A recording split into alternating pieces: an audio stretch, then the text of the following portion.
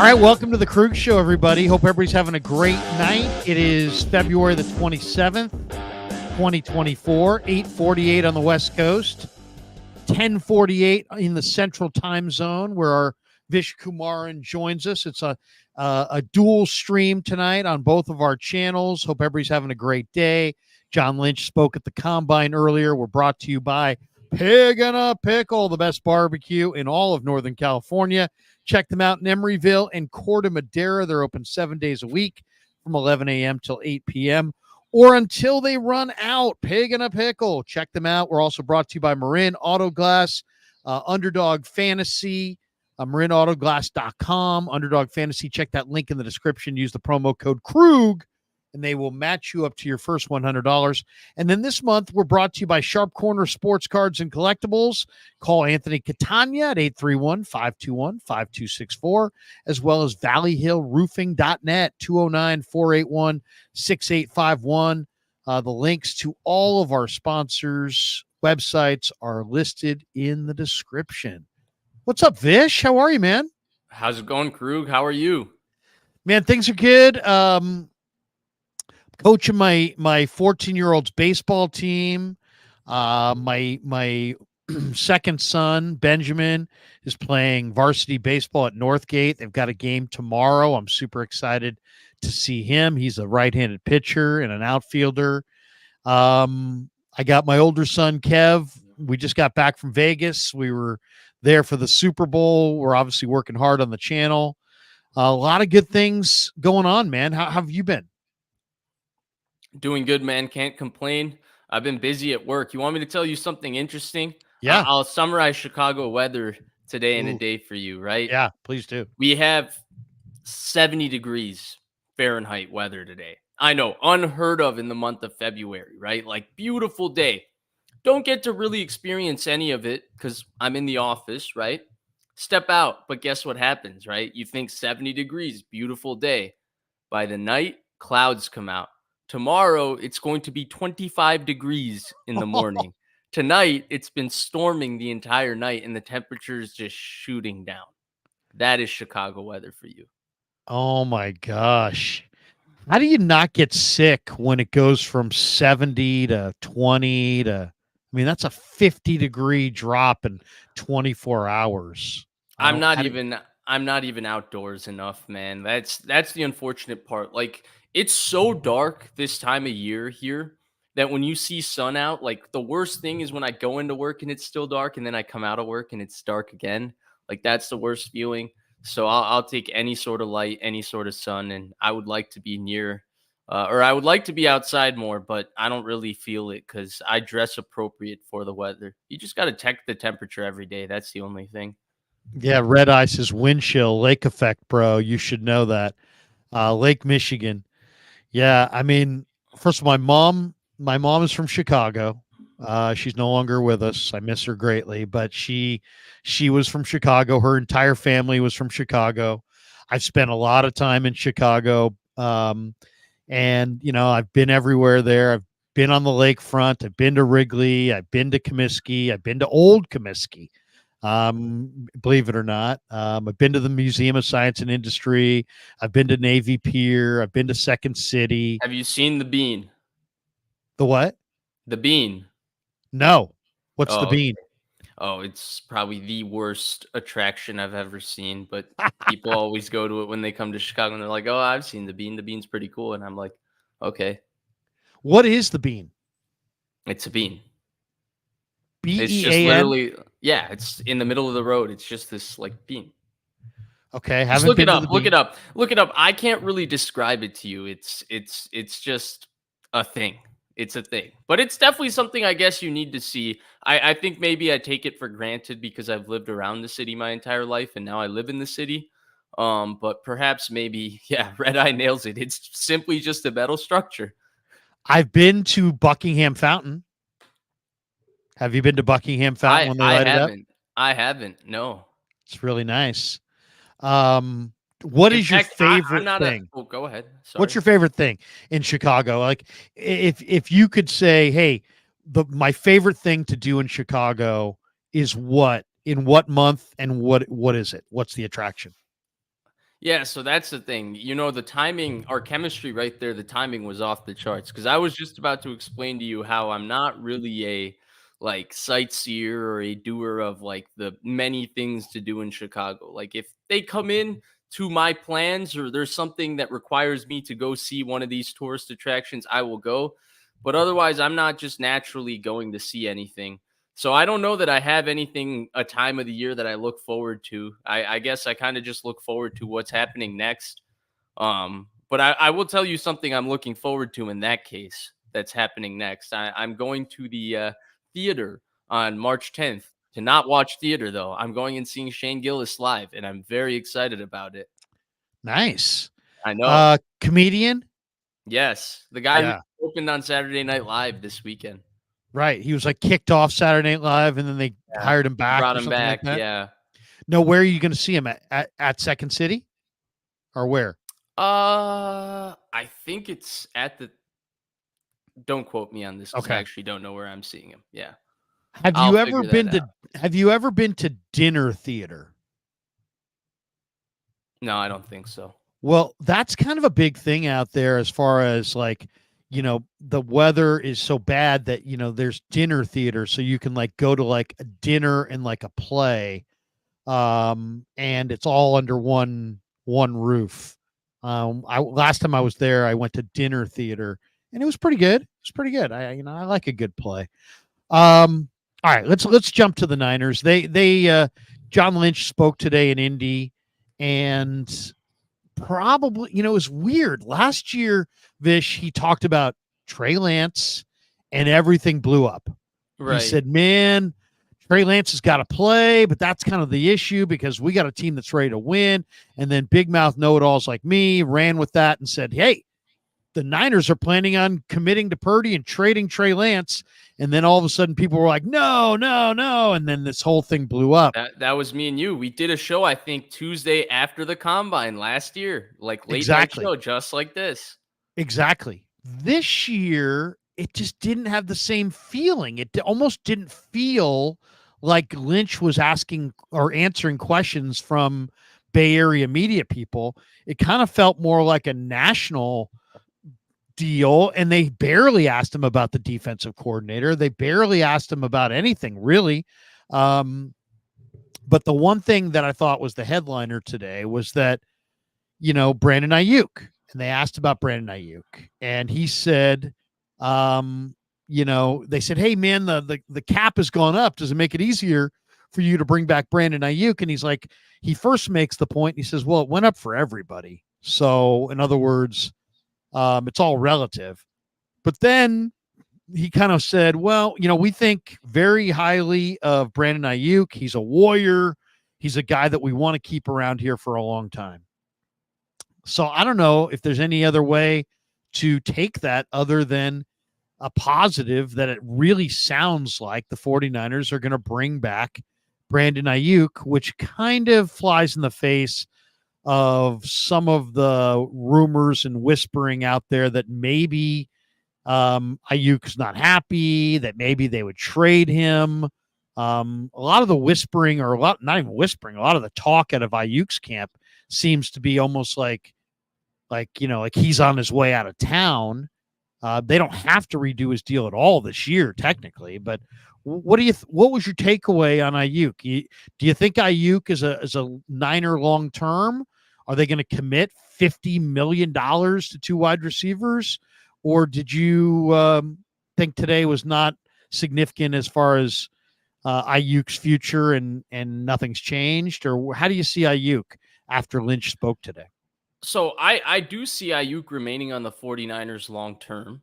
I feel like that's an investment that they have to make. I mean, this was a player they traded up to get in the first round. It wasn't just that they took him in the first round. They traded up and gave up future assets to get him. He was a guy they believed in him. Now he's become a player worthy of a second contract, and he's the one guy on their offense that you can look at other than the quarterback that's young and ascending. And he has great chemistry with the quarterback, probably the best chemistry of all the weapons. So I don't think they move him for all those reasons. Now, I don't think today's comments also changed anything on where Brandon Ayuk and the 49ers stand. I feel like a lot of the comments from Ayuk's camp and a lot of the things people are seeing from Ayuk are blown a little bit out of proportion because I think that's just negotiation. Ayuk, I think, is doing a very good job of making it clear that he wants to be in San Francisco, but he's not going to take a pay cut. He's going to get paid what Brandon Ayuk feels like he deserves to be paid. And the 49ers are doing a good job making it clear that they want to bring him back, but they understand that in a cap sport, you can't bring back everybody at the price they want. They have to go through that process. Now we enter the most difficult part, which is the negotiation. And oftentimes for the 49ers, negotiation is like the Dark Knight movie, right?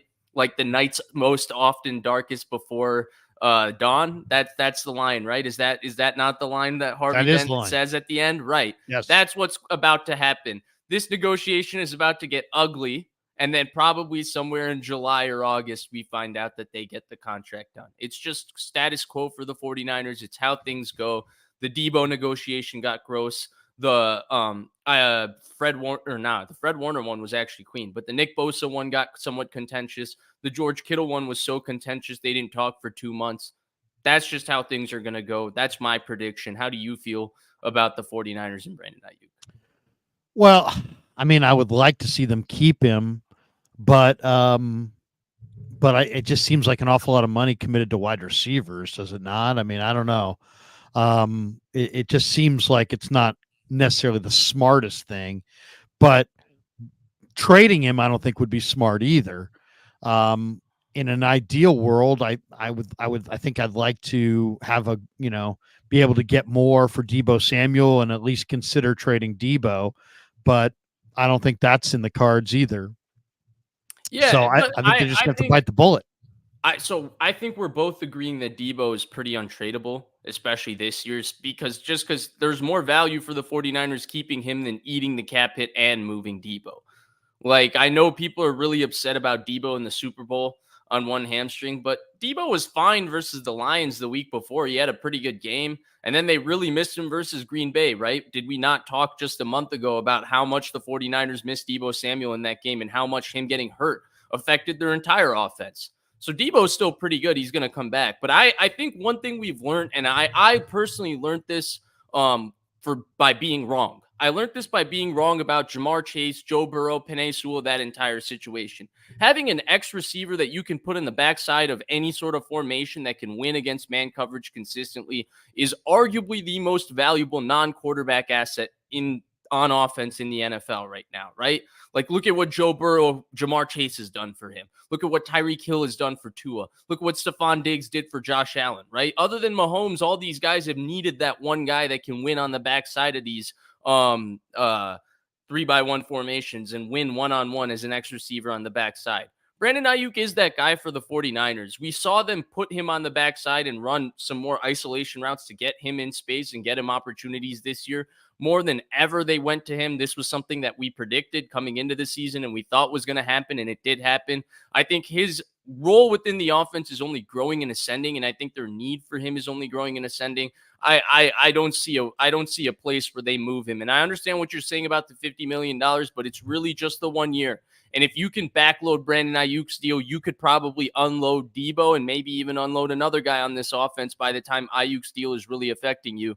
And then Ayuk, compared to Debo, compared to Kittle, is one of these guys who you do expect his game to age. He wins on technique and skill rather than pure physical ability and explosiveness and physicality. You think that he could play longer and later into his career compared to those guys. So maybe you give him a 4 or 5 year extension instead of a 2 to 3 year one like you gave Debo, for example. I just think that the one thing that is going to happen is that there's going to have to be some group of players they're going to have to move off of some of their high price players. And I think the guy that I would try to move off of is Kyle Juszczyk. I think that's the no-brainer right there.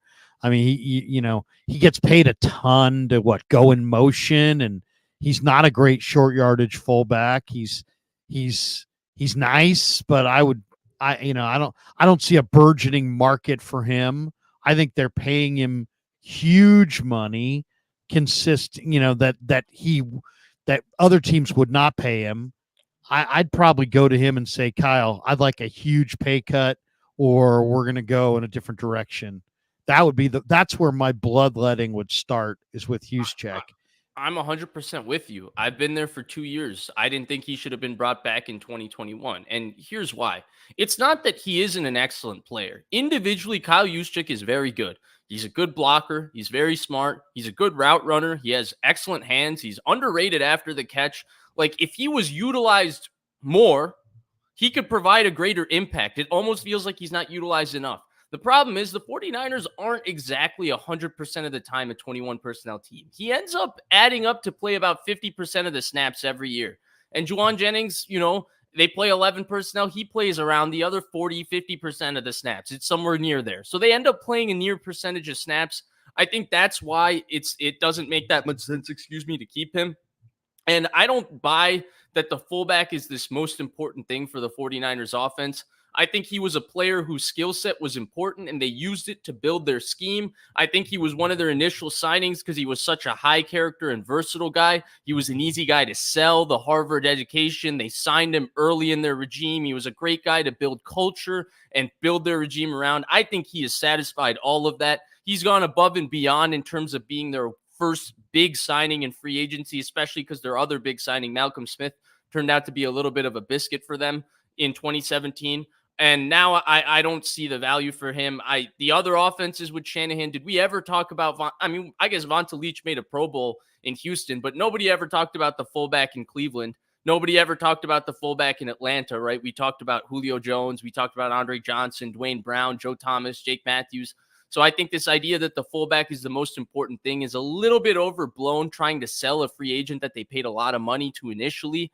And I agree with you. I think it's time to move on from him. I also think Krug, they need a little bit of a culture change. And I don't mean this in terms of they need to change their culture. I mean this in terms of he's been here since 2017. He had to experience 2019, 2021, 2022, 2023. He's been there for all the heartbreak. Get some fresh energy, fresh blood, somebody who doesn't have all the scars that they've had to suffer the last few years. You can't get rid of everybody, but you can have a little bit of fresh culture and fresh leadership. And I think this is the first guy that needs to make way for that.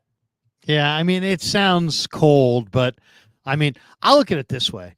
I think they need to do two things with that fullback spot. Get a whole lot cheaper and a whole lot more dynamic, because I don't think it's kind of like in the NBA where you've got to have at least 4 shooters on the floor.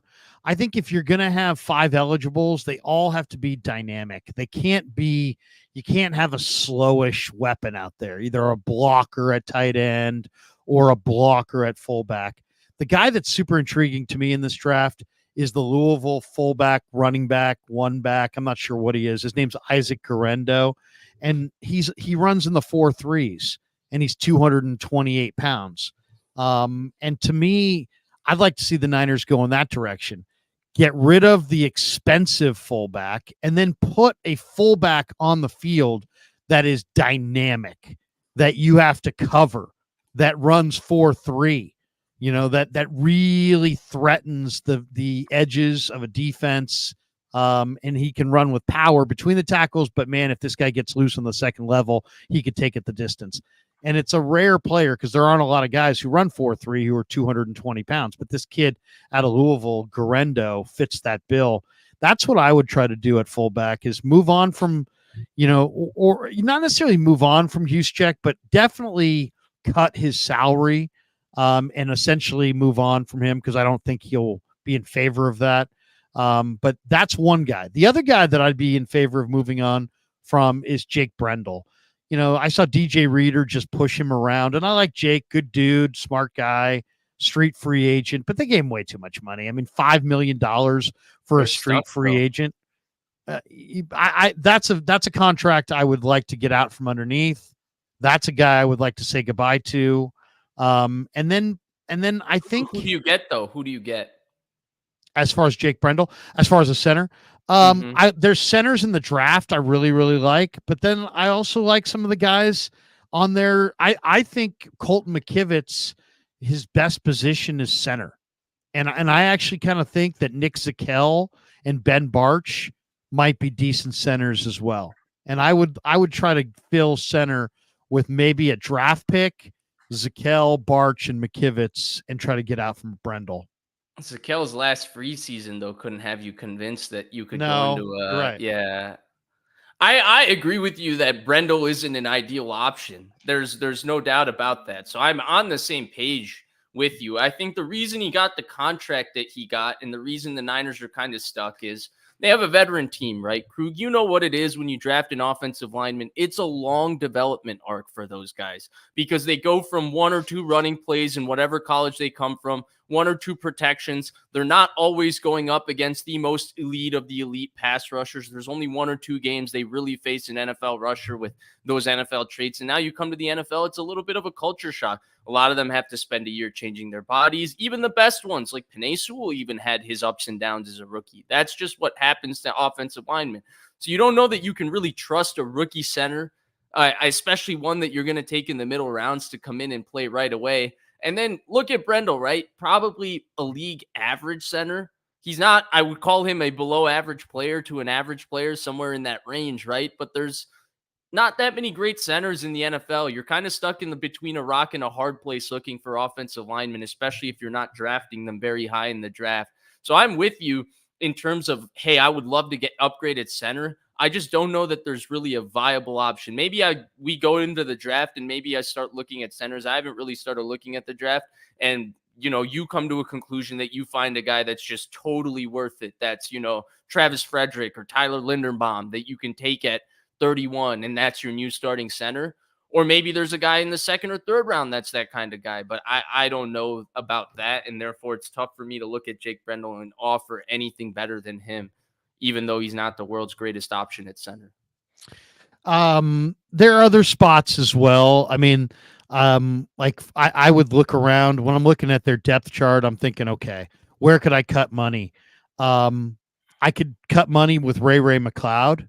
I don't need Ray as much as I like Ray. I don't need Ray. Mm-hmm. I can cut money with that third quarterback. I don't need Sam Darnold at $5 million.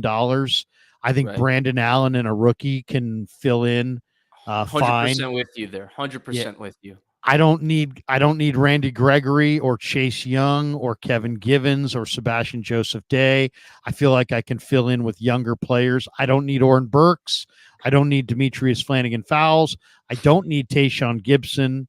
I don't need Logan Ryan. I feel like I can fill those spots with younger players and not lose any ground there. I don't know that there's a big bloodletting there, but that's where I would start. Yeah, I'm with you, but at the same time, I do think those players need to be replaced. And that's where I brought this up on your show, I think, a couple weeks ago, and I'm bringing it up again, Krug. I think people are going to be shocked, but I think a month from now, the conversation is going to be very defensive line heavy with the 49ers. They built this team from 2017 on with defensive line in mind, building the deepest, nastiest defensive line in the NFL. I think last year was the first year in a little while that we had a completely underperforming defensive lining. I understand that they played well in the Super Bowl, but I think they missed, like you said from the beginning, they missed quality depth and quality signings that they had, like the Samson Ebukams, the Charles Omenahues, the Arden Keys, those type of high-effort players who still were playing for their second contract. I think that they're going to have to go back and rebuild the depth of this defensive line, especially given that we look at Bosa, right? That's superstar. I think Armstead kind of stays on. His contract makes him kind of a stuck piece. He's a good player, though he's been getting hurt the last couple of years. Javon Hargrave, let's say he was banged up this year and maybe you get full money's worth next year. You didn't get that this year. After that, like, do you know that you can rely on Drake Jackson and look at him as a starter? I don't think you could say that. Robert Beal had a couple of nice rushes in the Super Bowl, but I don't know that anybody knew he was wearing 51 before he stepped on the field for the Super Bowl. And if you didn't look it up during the game, you're lying to me right now, because I'm sure that you saw who the hell is 51 playing for the 49ers. I've seen this team the entire year. I haven't seen 51 on the field. So that's kind of the situation they're at. So I think we're going to be looking at defensive linemen. I think they got to build the depth up again. I think they need to draft multiple defensive linemen again. Yeah, no, I mean, there's no question. It's so funny too, because the 49ers badly need a right tackle, right? Mm-hmm. And yet every single time, and I've made jokes about this, that they'll talk right tackle and they'll acknowledge all throughout the year they need a right tackle. And then we get into draft season. And by the time it gets to draft day, their offensive tackle becomes a defensive tackle. And their offensive line need gets, sandwiched behind their defensive line need. And the more I look at it again now, I mean, I was doing a mock draft the other day and I went through my mock draft and I had the 49ers going D-line like 3 picks in a row, and then going offensive line. Now, I like some of the offensive linemen a little bit further back. If they picked in the top 15, you know maybe, what the issue is, though, Krug? You know what the what's issue that? is? I'll tell you what the issue is. Because when you're talking about a value-driven team like the 49ers, the way offensive linemen are coming into the NFL and the way defensive linemen are coming into the NFL, you're always going to feel like you're going to find a defensive lineman that's way better than where you are at the draft because there's so many of them and they're going based on different teams' needs. And you're always going to feel like that offensive lineman that you're taking, you're reaching at that spot because everybody starts reaching for the offensive lineman because there's not that many good ones in the draft. And when you're talking about a team like the 49ers that's so obsessed with the paper value, which they are, even with the draft, right? They love trading down a pick to draft Solomon Thomas and getting extra assets from Mitchell Trubisky and all of that. Well, Solomon Thomas can't play either. You didn't really win that trade, but you kind of won that trade because Mitchell Trubisky can't really play. So for a team that's obsessed with that, I think that's why they always end up at the defensive lineman. Because when you look at your draft board, that offensive lineman always feels like, damn, we're reaching for this guy at this spot. Whereas the defensive lineman, like Drake Jackson, right? They said they couldn't believe he was there at 64. Well, like 7 defensive linemen went before Drake Jackson at 64. No, it's true. And it's kind of reminds me of playing fantasy football. It's like, if you don't have a high pick, but you want to get a running back, and then all of a sudden you look up and you're like, well, wait a second. Do I want the 7th best running back? I mean, I'm just looking at the offensive tackles in the draft. I'd love to have Joe Alt or the Penn State kid Fashanu. I would love to have J.C. Latham or Taliesin Fuaga. Coach is really hot to trot on Amarius Mims. I'd love to have him. Jesse's really hot to trot on Jordan Morgan. I wouldn't mind having Jordan Morgan. I talked to Trent Williams about Tyler Guyton because he's an Oklahoma kid, and obviously Trent went there. And Trent loves Tyler Guyton, and he knew all about him. And yet I'm looking at the master big board, and those guys are all gone by pick 28, and the Niners pick 31. So do you want the 8th best offensive tackle, Kingsley Sumatea, who I do love? Do you want Patrick Paul? Do you want the kid from Yale? Do you want Blake Fisher from Notre Dame? I mean, those are the guys that are projected to go, let's say, outside of the top 30, but inside the top, let's say, 115 picks. So it's like if you're going to go offensive tackle in round 1, you may have to reach for one of those guys. I'm looking at this big board, and I've studied the offensive tackles a little bit this year because I kind of knew the Niners were going in this direction. I love Javon Foster from Missouri. He's listed at pick number 122. So, I mean, that's a 4th-round pick or late 3rd. Christian Jones from Texas looked good in the Senior Bowl. He's pick 146. I really love him. I think he's terrific. But, that's a late 3rd, 4th-round pick. Ladarius Henderson from Michigan, who played for Harbaugh, wore 73 for the Wolverines. Arizona State transfer. He's pick 150. Julian Pearl from Illinois, really like him. He's pick 165. And then down the list, I really love Garrett Greenfield from South Dakota State. He's pick 244. Caden Wallace from Penn State, pick 276. So I'm just saying. But realistically, Krug, if we're talking about a starting right tackle for the 49ers, we're probably talking about a guy you're taking in the top 40 picks, right? You're not expecting if you get a guy that starts, especially at right tackle from day one, outside of the top 50 picks, you got to feel like you robbed a bank, right? Like, yeah, totally. Ideally, before that doesn't make sense. And that's where, like, for example, at this time last year, think about, did you look at Anton Harrison, right? Anton Harrison went 27. Did you look at Anton Harrison? Oklahoma tackle, exactly. Now, Anton Harrison ended up testing through the process and has first-round traits, right? Trent Baalke, I think, took him. He's 20 years old, and he took Anthony Davis, similar in terms of just traits and 20-year-old up from Rutgers in the top 15. So it's a Trent Baalke pick. But did you look at Anton Harrison and think for sure, God damn it, that's a first round tackle at this point last year? Probably not. You could probably convince yourself as you go through the process and you realize he's the last tackle on the board and he's talented enough to fill the threshold of becoming a starting tackle. But I think that's the tough situation with that position, especially if you're drafting 31. Because if you're like, for example, when Kyle Shanahan picked Trent Williams, if you're pick 4, right, and the 3 Oklahoma guys go before him, or the 2 Oklahoma guys and Sue, and you're left with the third generational guy in the draft, right? McCoy, Sue, it was Bradford, Sue, McCoy, then Trent Williams. It's easy to pick the tackle. Like, that's the easiest pick in the world, and that guy has every trait. When you're stuck trying to get a guy at 31, it becomes really, really difficult. Maybe you pull a Joe Staley off, but you're most likely reaching for a player that you're not 100% looking at as a first-round pick, but he's the next best tackle available. That's what happened to the Niners with McGlinchey, right? I think all things considered, if you stack up the 2018 draft, nobody would look at Mike McGlinchey as the 9th best player in that draft, even before that draft. Even people were high on Mike McGlinchey. And I thought Mike McGlinchey was a good player at Notre Dame, but nobody thought of him as the 9th best player in the draft. No. When you realize only him and Colton Miller are probably the 2 eligible tackles that can go in the first round, and you realize, like, holy crap, like, if you don't take tackle here and you try to get a tackle elsewhere, all of a sudden at the 9th overall pick, Mike McGlinchey becomes great value. And I think that's what happens with the offensive tackle position. And honestly, Krug, that's why I'm very skeptical about them addressing it. I think a lot of fans are going to be upset with the way the offensive line gets addressed this offseason. I think in years past, we've talked about the corner position with the 49ers and then been shocked when they don't draft a corner. I think the offensive line position has done the same thing in years past, and I think it's going to do it again because I think they're going to look at their team and they're going to look at what's available and what's possible for them to get, and they're going to look at it and think it's not much of an upgrade. No, I know. I mean, like, it makes me wonder, should maybe they go after like Trent Brown, you know, and but try to do it. Him. They traded him, but he, in a lot of ways, might be exactly what they need.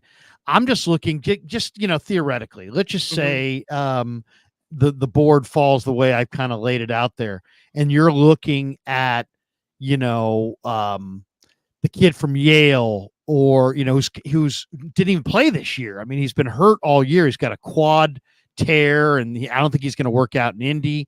A lot of people view him as kind of a little bit of a projection, like he might be great in 3 years, but he also might not be anything.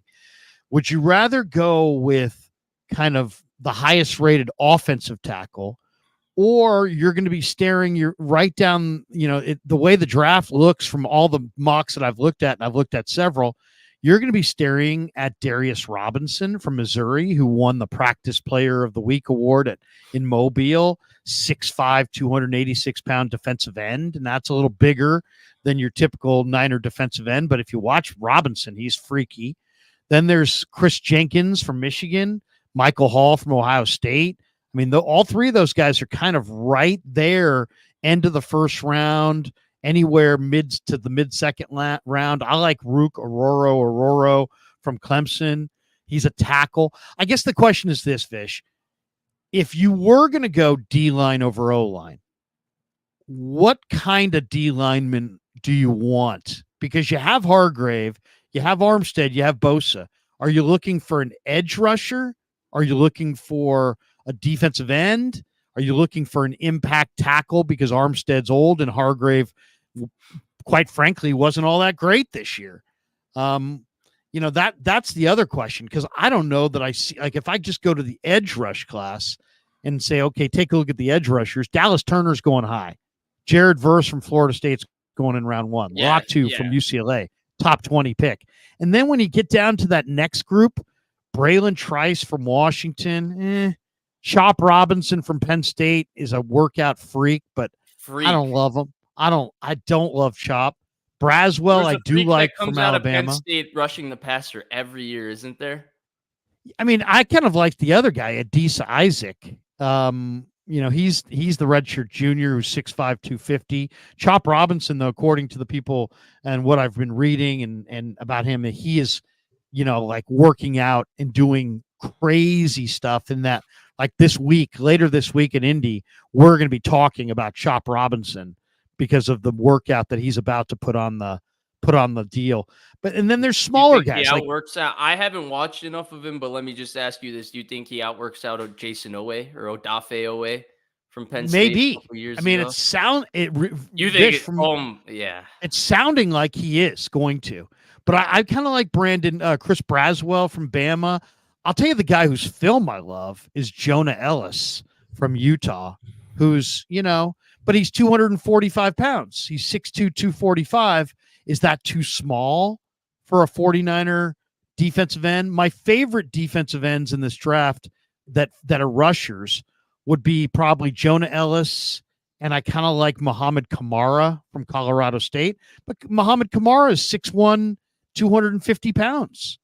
I mean, I like some other guys later, Javon Solomon, Yabioki Onoma, Miles Cole from Texas Tech. I mean, there's other guys that I like further down the list that will be Sundiata Anderson from Grambling. I really like.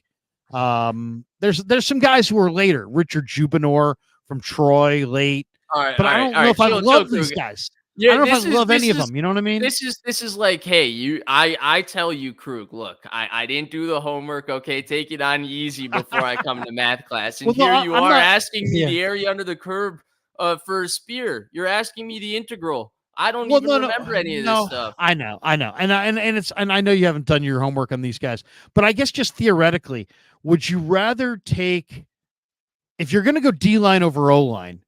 Does it have to be an edge, or could it be a tackle? Could you be happy taking a tackle at 31, Vish? Like a Maybe defensive tackle. a defensive tackle instead of an offensive lineman. And let's just say, forget guard, an offensive tackle. It's offensive tackle, defensive end, defensive tackle. I think that's the three positions, maybe corner, but I really think those three are going to be what they're kind of picking from. And I think most people say, go get the offensive tackle. But I would say go get the best player. And I love that Lynch said today, Lynch said basically, hey, we want great players. So that kind of like, because he was asked best player available or position of need. And he said, guys that fit our culture, but we want great players. Yeah, I agree. So I think you nailed exactly what I agree with. I think all three of those positions are very addressable and are very big needs. I think the offensive tackle is being talked about the most, but I think the other two positions are every bit as big needs for the 49ers. I'm with you in terms of what you said also in terms of the best player available. I think that's who they should take between the position. I don't think they should be stuck on the position. Again, I'm late on the draft. I'm going to watch the combine this week. I'm going to enjoy that. And then I'll start getting into the draft. And then maybe we can have some more player to player conversations.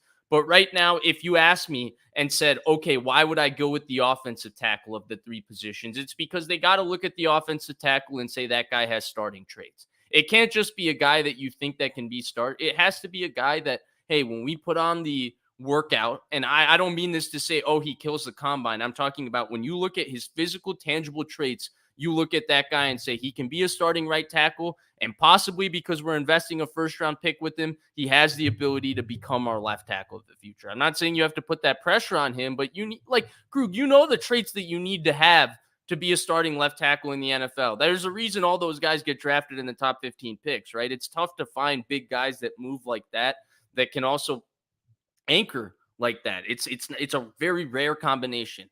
In terms of defensive tackle, I think they need to get younger at the position. I don't think they need just depth because I'm pretty unhappy with the 230-plus-year-old duo of Armstead and Hargrave. I'm unhappy because I feel like Armstead is at a point where his body is starting to wear out. He's older. I think he's getting injured more just because he's played a lot of football, and he's still a really good player. I think they're over-relying on him right now, and I think that's an issue. And then Hargrave, maybe he was hurt this year. It's tough for me to know, but he also was not very good for a large portion of this year. From the beginning of this year, especially their 3-week losing stretch, he struggled. I don't know how much you can really rely on him, especially when you talk about a guy getting paid and then he regressed. It's tough for me to imagine him bouncing back if I'm being realistic. I would hope he does, but I don't know if you can expect it. So I think a defensive tackle, whether it's a bigger guy who can really, get in the gaps and stop the run, or even an interior pass rusher, I think both would be welcome because I'm not 100% sure of the 49ers situation there. And then finally, edge player. Don't they always need a guy on the other side of Nick Bosa? Wasn't Drake Jackson supposed to be that? Are we really sure if he can be that? That makes that a need again. If you can find a guy at 31 that's got those kinds of traits like D Ford, this is around the realm where he went in his draft. Now, he had a knee issue that really pushed him down the boards when he was coming out, but this is just an example of what I'm saying. A high traits pass rusher, a guy with that elite bend, that elite burst, something you don't really find outside of the first round. If you can find that, I'd say go get it. So it would come down to the best player, but I think all three positions, even though one's only being talked about, I think all three positions are actually very important for this team. And I think those are the three positions that are going to make or break how good they are next year, because that's where they need to replenish talent. No question. I agree literally with everything you just said there. Give me, the Niners have like 20 free agents. Give me one on offense, one on defense that you want back, because I don't want hardly any of these guys back. I really don't. I'm looking at it, and I'm especially on defense. Gregory, Givens, Chase Young, Burks, Flanagan Fowles, Joseph Day, Kinlaw, Logan Ryan, Tayshaun Gibson. I guess I would probably say Kinlaw of the group, but I'm okay with literally I'm literally okay. I looked at every one of their free agents. I would totally be fine if every single 49er free agent left. Okay, I'll give you one for both. Okay. I have literally only one player for both. The offensive answer is a cop-out, okay? He's a restricted free agent, so he's kind of really going nowhere, even though he's technically a free agent. Because they cut him and put him on the practice squad initially, they have Juwan Jennings for one more year. That's a no-brainer. Everybody's bringing him back. I'm not blowing anybody's mind with that answer. Like that, somebody who's moderately watched, right? Yeah, somebody who's moderately watched the 49ers, they're going to put a second-round tender on him. They're going to be able to bring him back for one more year. It's kind of the Kendrick Bourne situation all over again. Defense, I'm going to bring back Clelin Ferrell. He's what they need. He was a guy I hated on. I was wrong. He was a good signing. He brings veteran presence. He's a good locker room fit. He plays with high effort, which they need. He plays his downs. He does his job. He's a good edge setter. He plays the run well. He's not a great pass rusher, but he's a high effort player. That's who I would bring. He's a good rotation piece. You could probably bring him back for a pretty marginal price similar to last year. Besides that, I got nothing for you, Krug. I'm with you. I look at the rest of the free agency and I say, let them walk. Yeah, I do too. I mean, Jennings is restricted, so he can't walk. I would say if I had one offensive guy, it'd probably be Brandon Allen, and one defensive guy. I agree with you. I'd go with Clelin Ferrell, because Ferrell did, we all kind of were critical of Ferrell, but Ferrell really did what he was advertised to do.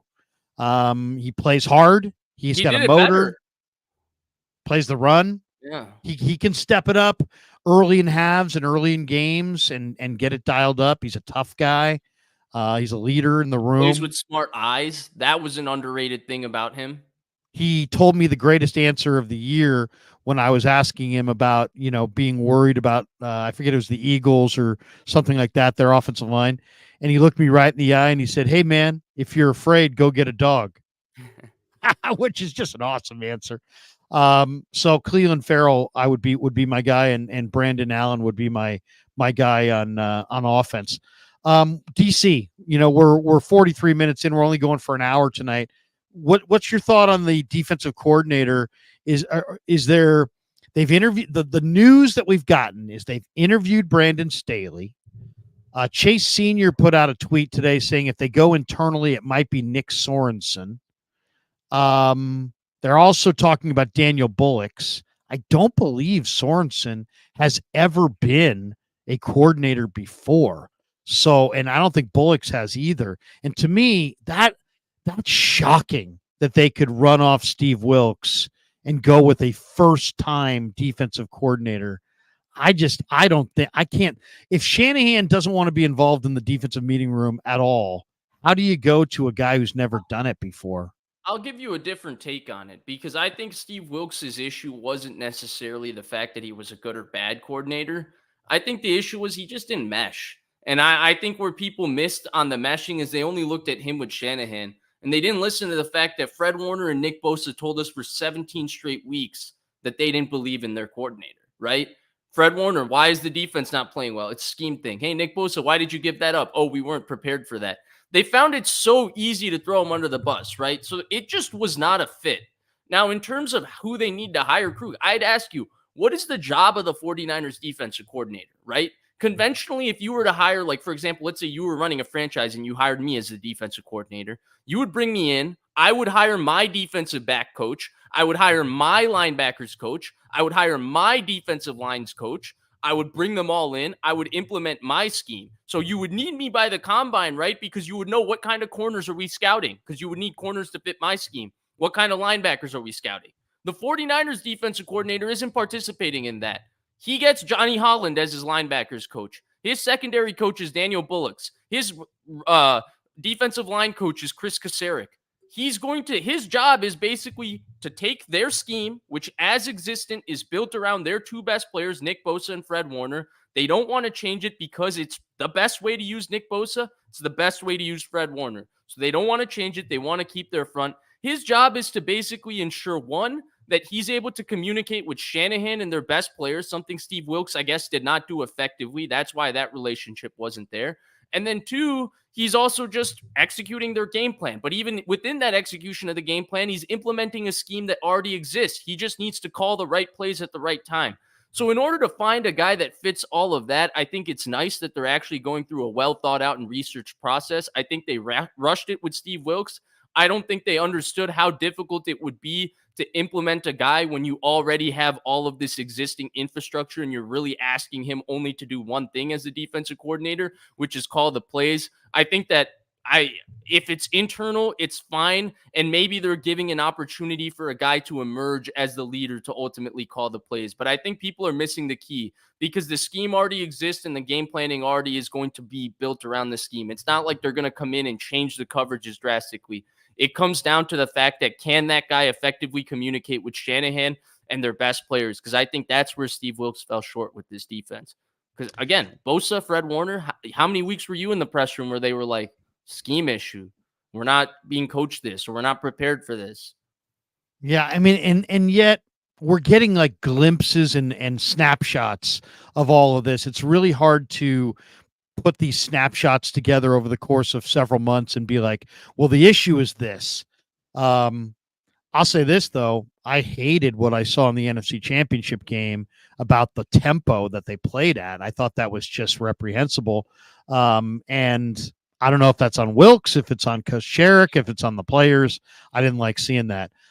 It was shocking. It was shocking to see. And I remember when I talked to Steve Young before the Super Bowl, he's like, he was equally shocked. He's like, I can't believe that You've been were around the seeing NFL this. so long, right? When Wilks called them out publicly the week before the Super Bowl, the writing was on the wall, right? You could see that he felt some kind of pressure. How many defensive coordinators say their defense played without effort the week before the Super Bowl? Oh, I know. Yeah. It was shocking to see. What do you think of Brandon Staley? Okay, here's does my that issue name with excite Staley. you, or does that move you in any way, shape, or form? Okay, the front issues aside, okay, I would prefer that they get a guy with the four-man front. I don't think Joey Bosa really liked when they switched the front on him. I don't think it suited his game. So let's take the front issues aside. I think Brandon Staley was a creative defensive coordinator his 1 year with the Rams, right? He had Aaron Donald. He had Jalen Ramsey. He was a creative defensive coordinator. They did a good job. Excuse me. They changed their scheme and, in fact, had Raheem Morris adjust his scheme and implement Brandon Staley's continued scheme. Here's my issue with it, though. I don't want a defensive coordinator who's only been a coordinator for 1 year. When you're talking about the 49ers defensive coordinator, you're expecting him to come up with these great defensive game plans against the best offenses in the biggest of games. How experienced is Brandon Staley at doing that? He had 1 year with Aaron Donald and Jalen Ramsey in the middle of COVID. That doesn't say he's the best defensive coordinator. He had 1 good year coaching a defense. When you talk about Spags, people talk about Spags' best years. I remember Spags' worst years. I remember Steve Spagnuolo in 2012 on the Saints when everybody wanted him fired. I think that's part of being a defensive coordinator, going through those situations, going through those growing pains. I would like them to have an experienced guy, a guy who's had ups, had downs, has been in these situations. They need a guy to call a defense in big games. I think they lucked out with D'Amico. I think what I'm learning through this entire process of the last year and watching how things have played out in Houston is D'Amico might have just been a prodigy. How many guys go from QC to head coach in 7 years? That was D'Amico Ryans. He might have just been a prodigy. It might not be as easy to just find a guy to do this job. And I'm not that enthused about when I think about Brandon Staley bringing in a scheme, coming into a scheme he's not comfortable in, and not being that experienced a defensive coordinator to begin with. The Niners have the last 2 years, Vish, have gone. I love the way they play free agency. They let all their guys walk for the most part. They may re-sign one or two, but they basically let all their guys walk. And then they say, you know what? We're going to get one difference maker free agent. 2 years ago, it was Mooney Ward. This year, it was Hargrave. Sometimes it worked. Sometimes it didn't. Mooney's been very, very good. Hargrave, not so much. I think Hargrave's just kind of nothing. I mean, nothing terrible, but I don't sit there and go, oh, when they got Hargrave. He didn't live up to what we thought he would be when they paid him. No. I mean, we were talking about wait until you see Bosa and Hargrave on one line. This is going to be sick, and it wasn't sick. You know what? What pissed me off too? When we talked about Hargrave, we were talking about, okay, hey, the things that make Javon Hargrave special. He plays every snap. He's a warrior. He plays every game, every snap. He's the fittest guy in the room. The guy plays 90% of snaps at damn near 300 pounds. I didn't see any of that.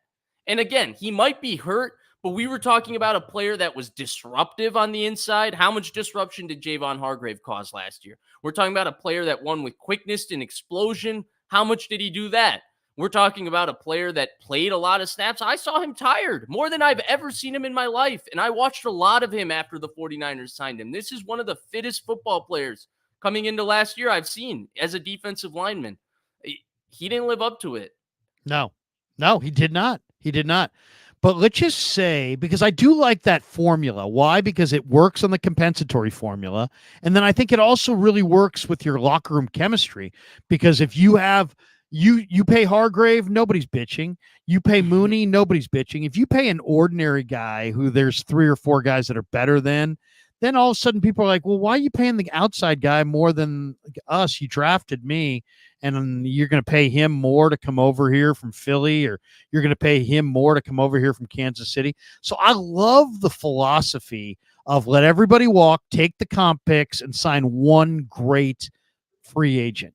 Most of the time, it's going to be, it seems like for this team, it's going to be on defense. This year, maybe it's on offense because of the tackle need. But if you could sign one premier free agent, and I don't know if you know the list. I mean, Chris Jones is out there. I'm just looking at the premier guys. The premier defensive free agents are Chris Jones. Who else? I'm looking at the list here. Kenny Moore, I think, is pretty damn good. The slot corner from Indy. Devin White. Chauncey Gardner-Johnson. L'Jarius Sneed. Antoine Winfield, if he doesn't get tagged. Right. I think he probably will get tagged. Be tagged. Yeah. Bryce Huff is kind of interesting with the Jets, especially if they went after, if they got Ulbrich to come over.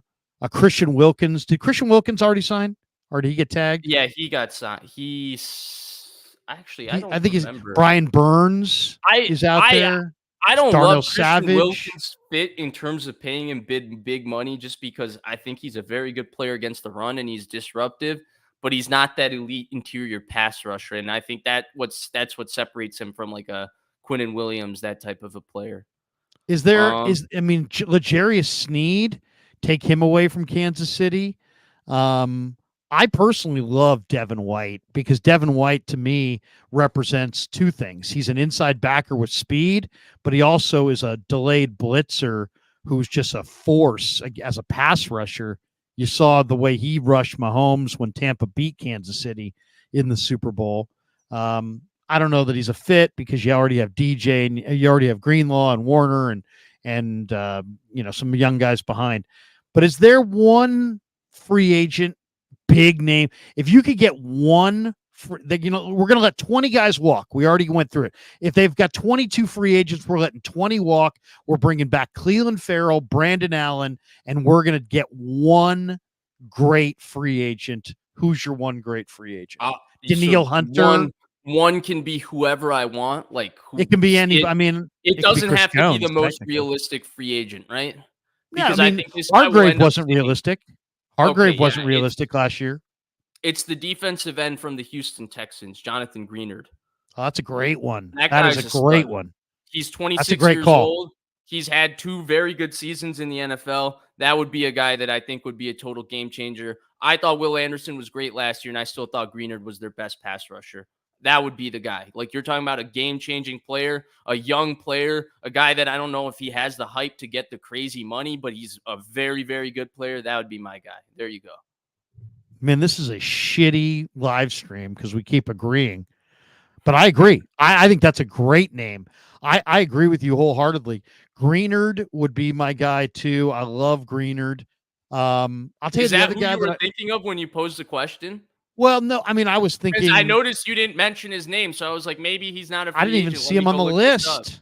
I don't even Okay. see him on the list down here, and I'm going down the I list. I think was thinking of Houston L'Jarius ends up Sneed. keeping I was him. thinking of Sneed, to be honest. But I'll tell you the other guy looking at this list that I love is I love Willie Gay from the Kansas City Chiefs. I mean, you saw when Brock tried to get away Are from you Willie moving on? Gay. Are you moving on from Dre Greenlaw in that case? Well, I don't know if I mean, isn't Greenlaw got a torn Achilles? Is he ready to roll? Well, yeah, he does, but that's I mean, I feel like if you go get a Willie Gay, you're gonna have to open up that cap space and basically say you're giving up on Drake Greenlaw that he given that he I tore his mean, foot. I'd probably go. I mean, if I could get anybody, I'd go with Chris Jones. I mean, if it was literally you can have anybody, I'll take Chris Jones because I think Chris Okay. Jones is exactly what they need. What But about then the corner from the Chargers, Michael Davis? He can really I'd rather run. get the Bears guy, Jalen Oh, Johnson. Jalen Johnson? He's gonna break the bank. Yeah, but I mean, Yeah. for one guy, we're only talking about one guy. Right. We are talking Um, about just one guy. You're right. I mean, he would be a break the bank. I was thinking of Michael Davis just as a guy who could start, but he's also 29 years old. I just But think look, your guy Greenard is a great name. Why? Because he's in his super prime. He's 26. I don't see him on the list, which makes me think that they maybe extended him. Is it possible they extended him? Maybe they franchised him. I'm not sure, but which he is. Let me just type in Houston. We'll see if his name's on the list at all. But he was a force in the playoffs, yeah, and he's you're a talking stud. about 6'5" and yeah, he's a free agent. Yeah, Yeah, he only made 1.1 million this year. He's because he was a third round 26 pick. years old. Yeah, I I love he, Greenard. he I should loved have him been a at third round Florida. pick 4 years ago. Yeah, stud coming out of the Monster. draft. Yeah. Yeah. That would be a great one. Like Greenard. That would be a home run, right? Like that. Yeah, no I doubt. think people are going to be. I think Greener is going to get some money this offseason. What did he have? 13 sacks Oh, last year. I mean, and he was just a monster in the playoffs. Yeah, And at 2 steps, he's full speed and he's angular and he's healthy. And yeah, I mean, that guy's I like him special. over Brian Burns. I'll say that because I I do think he'll be because cheaper than Brian Burns. I agree. Brian Burns is going to want like Bosa money. Right? What about Joey? Would you be interested in Joey Bosa No. because of the injuries? Yeah, 100%. Yeah. When you're talking about giving up assets for a guy who's already paid, the number one question can't be, is he going to play for us? Yeah, no, I love your Greenard pick. I may do a video on that later. I think that's a great one because it's a guy that you could probably get for big money, but not You're Brian actually Burns building money. around him. He's 26. Right. He's And a they can't, future piece. no doubt. No doubt. That's a great name. Okay, there's one last topic that I wanted to talk about, but I can't figure it out. Which one is it? What was it that I wanted to talk about? Let me go back to my notes here. Is there okay, so if your first choice for free agent would be Greenard, your first choice for DC is who? Dream. Yeah, Dream. Yeah, it's okay. First choice They're in that coordinator. First choice for defense coordinator. I don't really have a name for you, Krug, but I just hope they go through the process and find somebody that can do this job in a collaborative manner, the way they want to. And I think because the other difficulty for the defensive coordinator, and I think this is what Steve Wilkes ran into, is, for example, Krug. Let's say you're Ed Donatel and I'm Vic Fangio, right? Right. If I hire you, who's your loyalty to when we go from place to place? Because if I get fired, what happens to you, Ed Donatel? You get fired too, right? I'm hiring you as the defensive coordinator. Steve Wilks comes into a job where who hired Daniel Bullocks? Shanahan.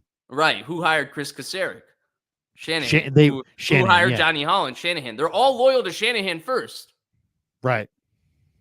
It was a very tough yeah. position.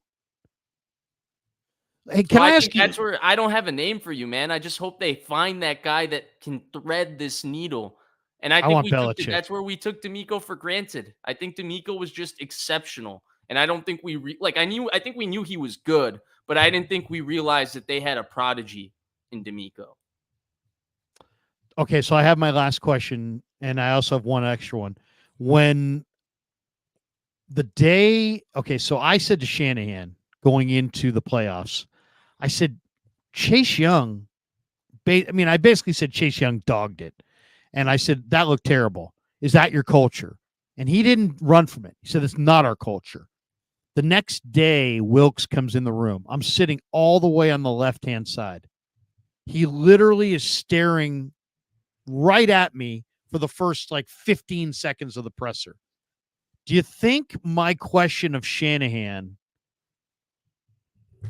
do you think that Wilks, would that be a question that upset Wilks?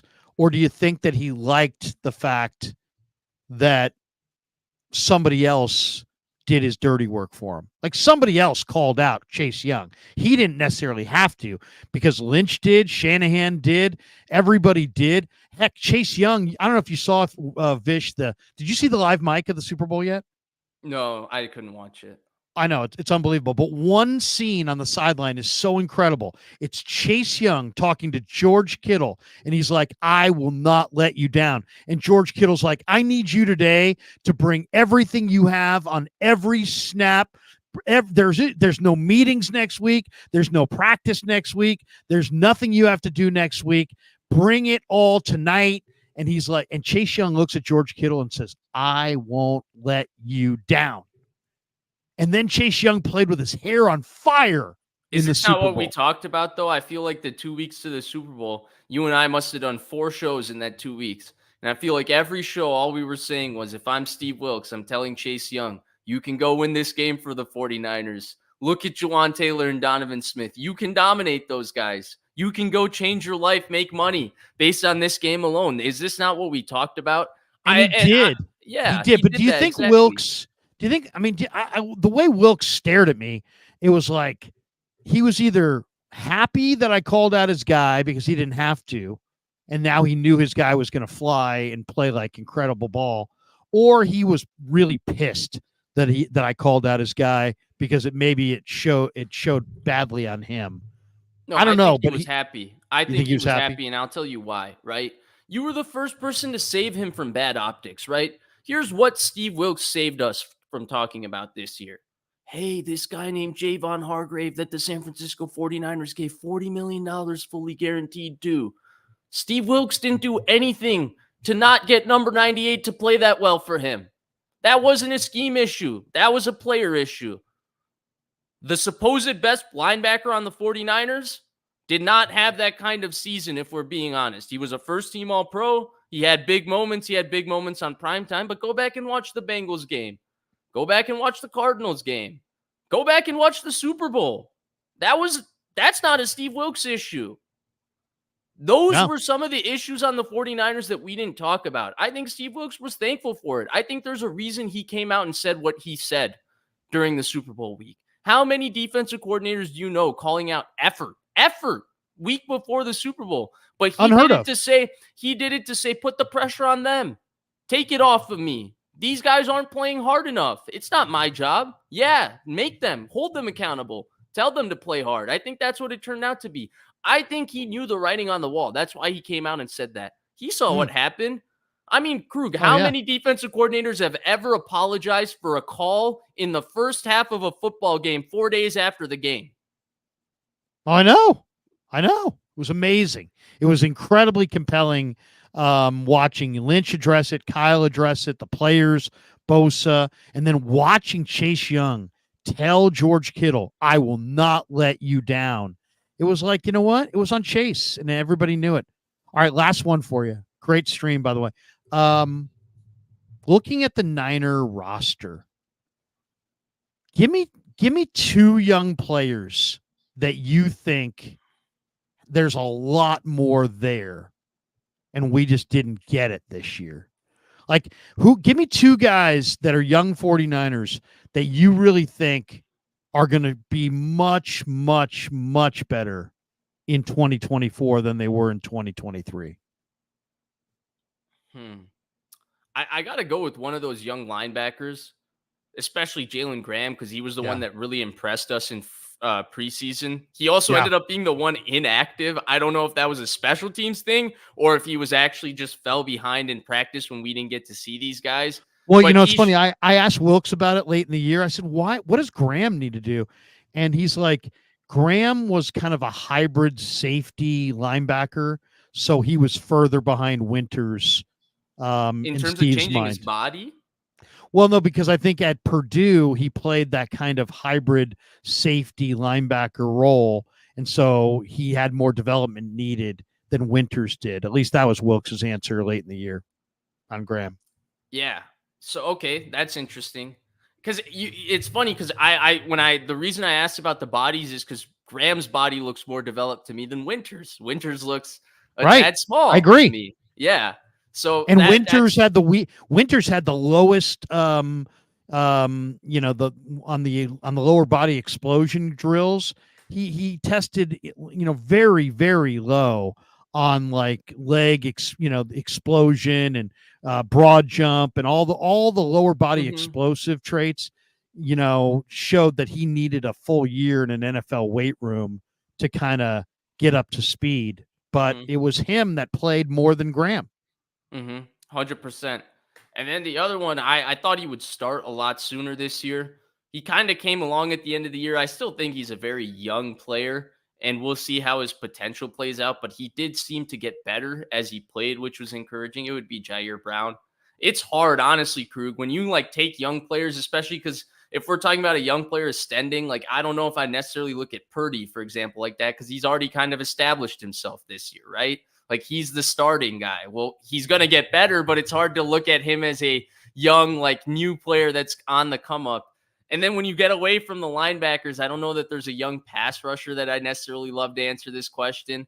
The young corners, I've not watched enough of Darrell Luther play football to feel confident about that. I don't think the 49ers and Sam Womack are in a place that would make you feel comfortable about his development. I'm not such a fan of Ronnie Bell that I would answer him for this question. There's definitely not a running back I look at nor an offensive lineman. It puts you kind of in a tough spot, and it leaves you basically with Brown as the one young guy that looks like he can really be a starter that we haven't really seen establish himself as that yet. Yeah, I'm going to go with Jalen Graham, who I think is really special. And I'm going to go with Darrell Luther. I think Luther is going to be a player next year. He's just big and rangy and fast and mature. And it just, for whatever reason, I mean, the only contribution this guy made was a turnover in the Super Bowl off of a bad bounce, So I agree with you on Jair Brown. Jair Brown's going to be special, but if I had to go to, I think Jair Brown at least had an interception in the Super Bowl. To me, he's kind of already proven his mettle. But Graham and Luther Jr. would be the two guys I say, show up in camp next year, and Graham's going to be a baller and Luther's going to be a baller. But I don't disagree on Jair Brown. All right, man, good stuff. We're awesome. Let me just read these three supers and we'll jet. Dazza says, I don't understand why the D line is so subpar with the financial investment and Kocherik. Yeah, I mean that's a great point. I expected more out of the D line. Well, no. Let's be honest about something. They were all just names, right? Like I hyped up Chase Young. I think Chase Young has unbelievable talent. The reality of the reason why George Kittle was saying that, why you and I were talking about that before the Super Bowl, is because we look at Chase Young, we look at a guy of his talent and his caliber, and the production wasn't matching up to that. Yeah. The Super Bowl is what he is capable of doing week in and week out. He is that gifted. He's, in fact, probably even more gifted than what he showed in the Super Bowl. So Right. he did not give them anything near what you expect when you look at that name and you put his tangible talent next to that name. Randy Gregory, same thing. This is not Yeah. Randy Gregory from Dallas from 2 years ago. This was not Randy Gregory. So if you look down the list, you had a list of names that were names that we all gave equity to at one point, but their substance at this point was nothing. And that's what they had in their defensive line. They weren't that deep, and they had a lot of big names that were not necessarily performing to the talent of their names. No question. Gregory, Givens, Chase Young, Sebastian Hargrave. Joseph Day, Hargrave, Drake Jackson, Kalia Davis, Robert B. Nobody. Everybody, every guy they leaned on. I mean, Farrell stepped up a little. Kinlaw did the best, gave us the best season of his career. Everybody, Armstead was good until he got hurt. Bosa was good when the money was on the table late in the year. The depth evaporated, absolutely evaporated. It was one of the most compelling stories of the year was the way that defensive line just kind of fell apart down the stretch. Dazza says trying to add to it, but those band-aids were like there was a reason, right? We found out why Chase Young was only given up for a third-round compensatory pick. Yeah. I mean, it makes you wonder what he's going to get paid or not paid. Do you think the Niners are even going to get a third-round compensatory pick for him? I don't think anybody's going to pay him big bucks at all. I really don't. Gregory either. And I talked to Gregory a couple times, and there were some people say, "Oh, Gregory's a bad guy." No, Gregory's not a bad guy. Gregory may have smoked some grass, but he's not a bad guy. But he also didn't play. That was his issue at Nebraska. Yeah, he didn't play huge either. But I mean, I got no problem with Gregory, other than the fact that he just didn't get tons done. Dazza says, if we run it back and get knocked out of the NFC Championship, do you see any significant changes? Jed seems happy just making the championship game. I think Jed is very happy with Lynch and with Shanahan and the direction of the franchise. And I think both those guys are semi-made men. And I don't think they're going anywhere soon, anytime soon. What is Jed going to do? That's my question. Realistically, what is Jed's vision of changes? Like, do we not remember what this team was 7 years ago? That was Jed's doing. The credibility of the 49ers wasn't Jed York creating a new business plan and rebuilding it. It was Jed York hiring his John Lynch and Kyle Shanahan, getting out of the way, and them reestablishing the 49ers as one of the great organizations in the league. So as much as we could sit here and, fantasize about, okay, if they lose this again, and it's frustrating to lose in the NFC Championship game in the Super Bowl for us as fans, I get it. It's hard to watch. It's not realistic to look at Jed York and look at him and think he's going to do something at that point, because he's really, if you think about it, he is really kind of stuck like with Kyle. He's beholden to Kyle. Kyle did this. Kyle saved him. Kyle saved the 49ers. They're married. They're essentially married, and they're not even seeing other people. They are married. Well, Kyle can. Jed can't. Yeah, Jed's dating Kyle, who's like 3 times out of his league, whereas Kyle's like, okay, I'll settle for you, Jed. Cut the bill. Exactly. Cut the check. Cut the check. We'll bring Kawakami with us. Blood Moon says they'll go to French Laundry together. French Laundry. Blood Moon says Bryce Huff would be the one opposite Bosa. Yeah, I love Bryce Huff, man. I mean, he really played with his hair on fire. You could have one, Bryce Huff or Greenard.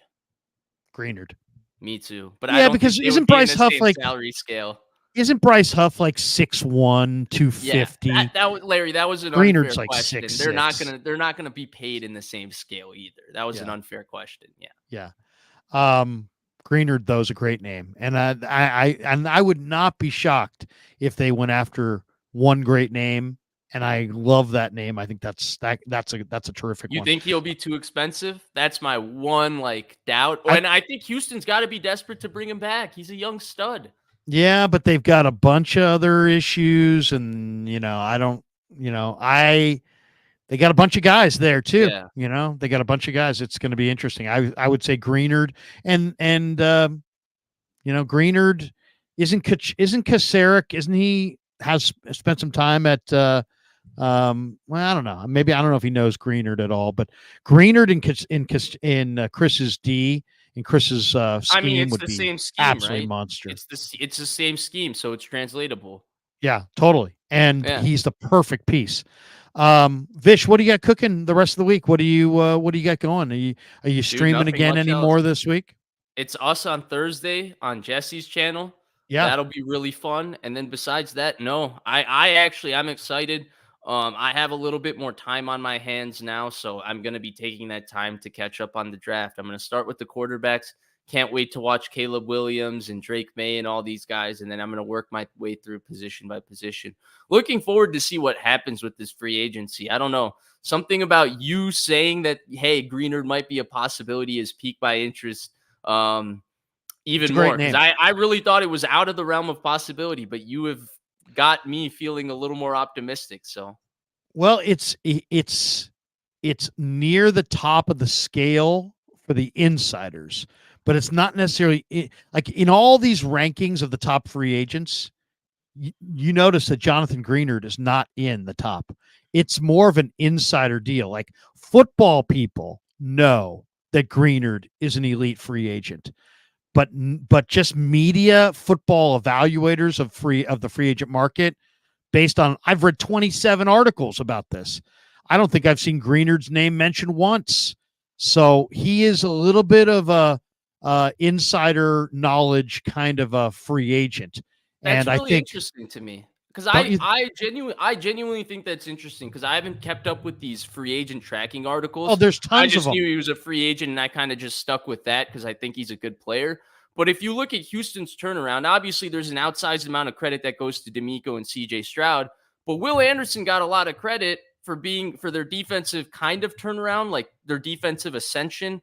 But he wasn't even the best pass rusher on their team last year. I feel like if you watched the Houston Texan game, you had to come away thinking, "Wow, Jonathan Greenard is some football player." Oh, and they have a bunch of free agents: Sheldon Rankins, Derek Mhm. Barnett, Jerry Hughes, Steven Nelson, Tart, Jimmy Ward. Ridgeway, Perriman.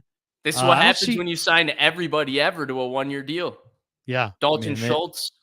they got a bunch of free agents, so they're going to have to make some tough decisions. All right, that does it for us. Thank the sponsors, Pig and a Pickle, the best barbecue in all of Northern California. Check them out. They're in Emeryville and Corte Madera. They're open 7 days a week. Of course, MarinAutoglass.com, Marin Autoglass 415-883-3030. Underdog Fantasy is a phenomenal sponsor of ours. And this month alone, we had Sharp Corners Sports Cards and Collectibles in Pacific Grove. Call Anthony Catania, 831-521-5264. And ValleyHillRoofing.net. They're at 209-481-6851. All the websites are linked in the description below. Hit like and subscribe. If you hit like, it helps the algorithm. Subscribe to my channel. Subscribe to Vish's channel. We're closing in on 40,000 over here. Vish, I think, is closing in on what, 10 or 12 or 15 Closing over in on there. 10. Help your boy get to 10. But here's something I just learned from the chat for you, Krug, before we end. Yeah. I just learned something that we broke on this show a year ago. Robbie Gould taking the coveted high school job. I did tell you that I had a boss whose son was playing football at a high school that was promised to have Robbie Gould coaching there. So look at us breaking news a year early. Look at Robbie Gould moving on with his bad self. By the way, I heard Jesse mentioned, Brian says, y'all content creators need to stop beefing. Y'all soft like baby shit. Thank you. We appreciate that one. But there's a new channel out that critiques or that basically discusses content creators.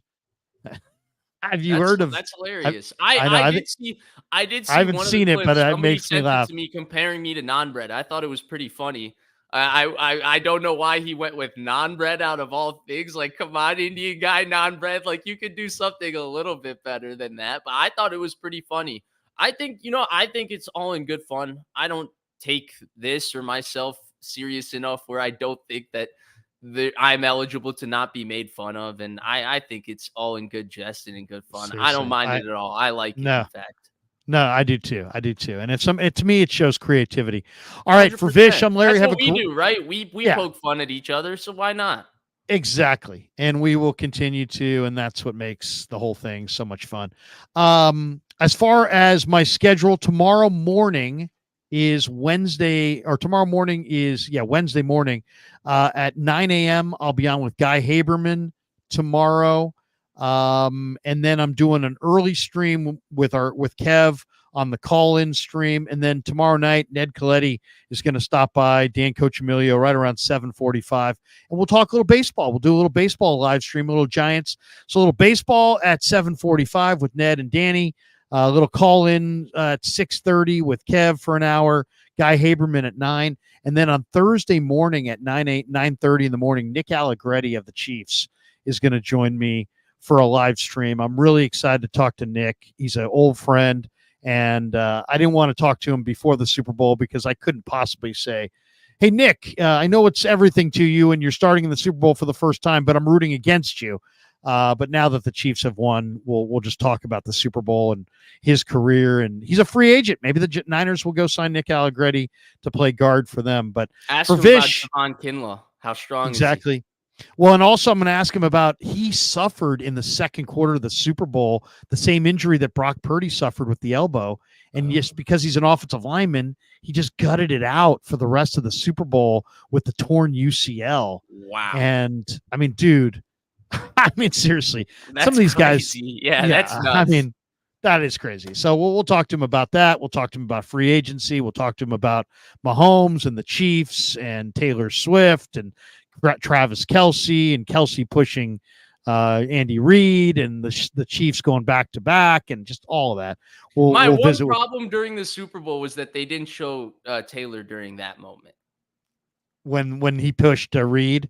Yeah, because I actually don't mind them showing Taylor. Like, it's just a normal thing anytime you show like a celebrity. But the one thing I liked about them showing Giselle is they showed Giselle when Brady would like miss the throw to Welker too and show like how she was reacting. So like if you were hating on Brady, and I have had my moments in life because Brady's been so successful where I've had years where I completely respect his greatness and years where I just hate on him. When you're hating on him, them showing Giselle is just like a haha. It's like an extra haha you can get off. And I hated how they were only showing Taylor during positive moments. Like I needed the full Taylor experience. And when he was shoving Andy Reid, we had to have seen Taylor. Come on. She was biting her nails one time on the Niners last drive when they were right at the 2-minute warning or whatever. But other than that, it was nothing. But before that, they only showed her, like the first time they showed her was the BS big play. Was it to Marquez Valdez-Scantling where Tashawn Gibson had a pick far hash and he just doesn't track the ball?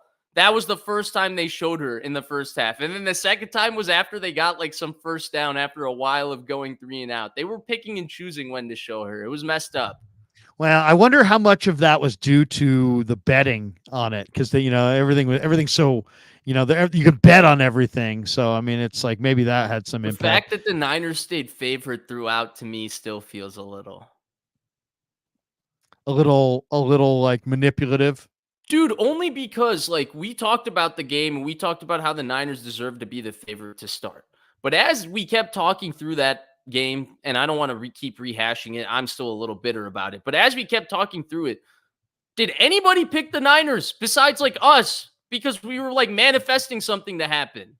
Every single person I would see everywhere, nationally, everything was Chiefs. And the betting line never changed or moved. And I know it's not the same thing. The public line and the betting line aren't the same thing. But I also knew so many people that took that Chiefs non-favorite. And again, this is all anecdotal experience, this is all anecdotal. This doesn't necessarily, line up with what the betting market said. But I still found it very interesting because I just kept hearing Chiefs were going to win. Chiefs were going to win. It was the most favored underdog I've ever seen in my life. I agree. I watched the NFL.com pregame they had online, and they had 12 different prognosticators: MJD, Daniel Jeremiah, Cynthia Freeland, all those people over at NFL.com. Of their 12, I think 10 picked the Chiefs. And only 2 picked the Niners. It was. It still rankles me. Not the picking, but just the way that thing, how close they got. And I wanted Shanahan to go for it on 3rd and 4 to run the ball and then run it again on 4th down, and then just not let Mahomes have the ball at the end. And to me, that was the mistake right there. In regulation, in the 4th quarter, don't pass it, run it twice, get the first down, kick the field goal, and give him 22 seconds. Instead, obviously we know how it ended. Dazza says, didn't Jed also say hanging NFC Championship banners wasn't good enough? He did, but he also said... And then he fired 3 coaches in 3 years, and then Kyle Shanahan saved him. And then he also said that if they had lost to the Lions, that would have been good enough for him. So who knows? But for Vish, I'm Larry. Have a great... Isn't that where the Eddie D comparison is like so out of pocket? Like Eddie D drove Bill Walsh out of football in like after 3 Super Bowls and just like being the greatest coach ever. And Jed's like just happy to be here. Well, I think, they're different financial situations. The 49ers right now, are an incredibly positive financial cash flow team. So when you're making as much money as they are, you've got leads, you've got all this gambling money coming into the sport. You have the 49ers most likely the number 1 team as far as international. But Mexico City, they go down there, 90% of the crowd's Niner fans. You go to London, it's one of the biggest cities in the world. The number 1 team in London is clearly the 49ers. I think that, where the Niners are as a business makes it so he can be very, very patient with Shanahan and Lynch and getting this done. Okay, I get you. For Vish, I'm Larry. Have a great night, everybody. See you tomorrow morning with Guy Haberman at 9 on his channel. Peace. Yeah, never met a man I've been scared of. Careful, you gon' get exactly what